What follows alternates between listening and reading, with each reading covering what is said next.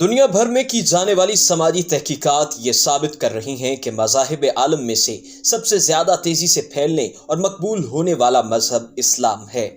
Indonesia کے بعد ہندوستان مسلم آبادی والا دوسرا سب سے بڑا ملک ہے اور دنیا کے 49 ممالک میں مسلم آبادی اکثریت میں ہے۔ ہندو مذہب کے ماننے والوں کی 97% تعداد ہندوستان، نیپال اور موریشیس میں رہتی ہے۔ دنیا کی آبادی اس وقت 7 ارب انسانوں تک پہنچ چکی ہے۔ اس وقت دنیا میں 10 بڑے مذاہب موجود ہیں۔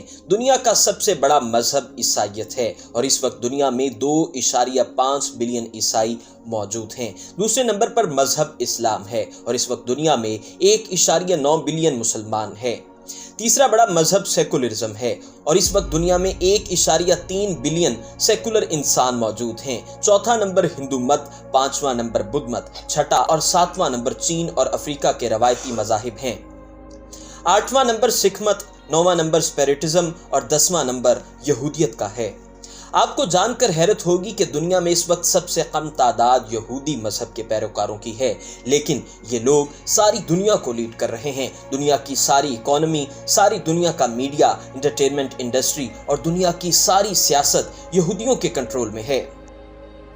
اگر ہندوؤں کی بات کریں تو ان کی آبادی میں بھی اضافہ درج کیا گیا ہے۔ ہندو آبادی پوری دنیا میں 1910 میں 12.7% تھی، جو اب بڑھ کر 13.8% ہو گئی ہے۔ ملحدوں کی بات کریں تو ان کی آبادی پہلے صرف 0.2% تھی، جو غیر متوقع طور پر بڑھ کر 9.8% ہو گئی ہے۔ چینی لوک دھرم ماننے والے لوگوں کی آبادی میں گراوٹ درج کی گئی ہے۔ یہ 22.2% سے گھٹ کر صرف 6.3% رہ گئے ہیں۔ ایک اندازے کے مطابق فرانس میں 50 لاکھ سے زیادہ مسلمان آباد ہیں۔ یورپ میں مسلمانوں کی تعداد میں روز بروز اضافہ ہو رہا ہے۔ یہی وجہ ہے کہ کچھ متعصب افراد کافی خوفزدہ دکھائی دیتے ہیں۔ حالانکہ اسلام کا معنی ہی سلامتی اور امن و عاشتی ہے، کبھی کبھار اسمبلی اور ہاؤس آف لارڈز میں بھی اسلامو فوبیائی آوازیں گونجتی سنائی دیتی ہیں۔ ایک برطانوی سیاستدان گیرارڈ بیٹن نے تو 2010 میں یہ مطالبہ کر دیا تھا کہ مساجد کی تعمیر پر پابندی لگائی جائے۔